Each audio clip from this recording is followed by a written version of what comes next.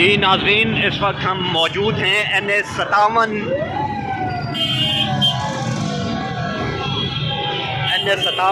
सिमाबजात ताहिर सती। और ये आप जश्न देख सकते हैं रावलपिंडी कमेटी चौक पर बहुत बड़ा जश्न किया जा रहा है, क्योंकि यहाँ पे सिमाबजात ताहिर सती जो हैं वो जीती हैं। इसके अलावा असद अब्बास खान, आप ये जश्न देख सकते हैं रावलपिंडी की सड़कों पे, मेन मरी रोड रावलपिंडी।